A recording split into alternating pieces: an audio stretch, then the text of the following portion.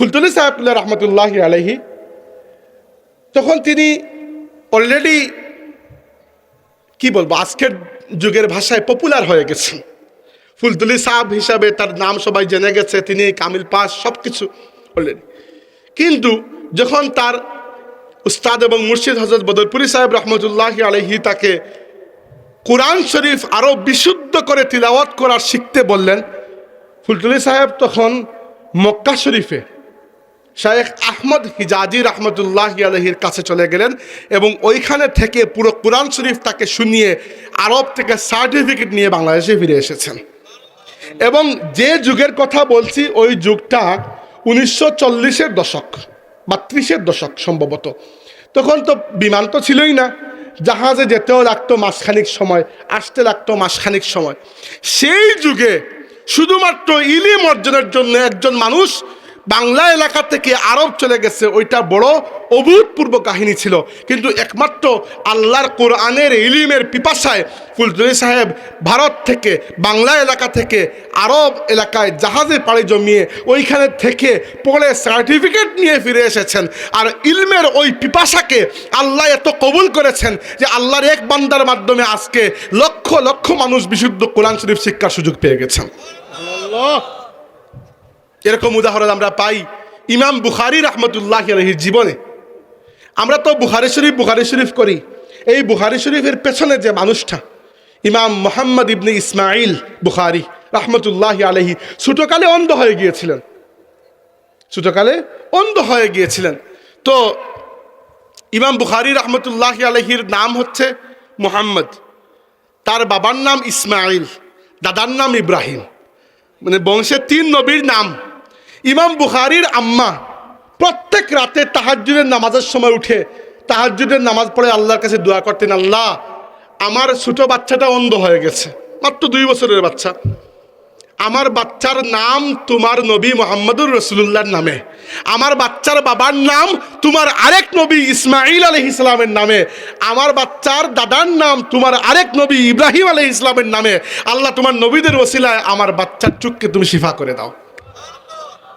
প্রায় বছরখানিক দোয়া করেছেন। এক রাতে স্বপ্নে দেখেন আল্লাহর বন্ধু আল্লাহর খলিল ইব্রাহিম আলাইহিস সালাম তার স্বপ্নের মধ্যে তাশরিফ এনেছেন।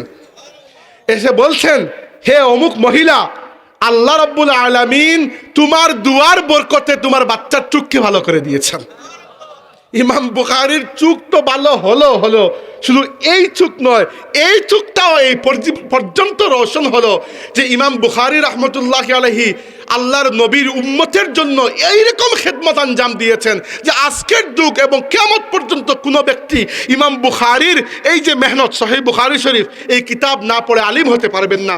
এবং ইমাম বুখারী খুব ধনী ছিলেন, তার আব্বা স্বর্ণের ব্যবসায়ী ছিলেন, পারিবারিকভাবে ধনী ছিলেন। মুসলিম বিশ্বের এই প্রান্ত থেকে ওই প্রান্ত আর এই প্রান্ত থেকে ওই প্রান্ত, দুনিয়ার যে জায়গায় একজন মুসলমান ছিল 16 বছর, প্রায় 16 বছর ইমাম বুখারী নিজের পয়সা খরচ করে পুরো মুসলিম বিশ্ব ঘুরে বেরিয়েছেন। কার কাছে আল্লাহর নবীর একটা হাদিস পাওয়া যায়, এইরকম ঘুরতে ঘুরতে আল্লাহর রসুলের 6 লক্ষ হাদিস তিনি জমা করেছেন।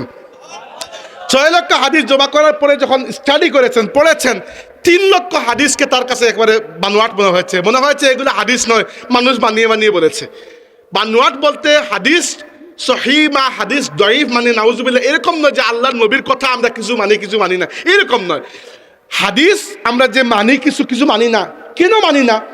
আমরা এটা মানি না যে এটি আল্লাহর নবীর কথা নয়, অন্য কেউ বানিয়ে বলেছে, এজন্য মানি না।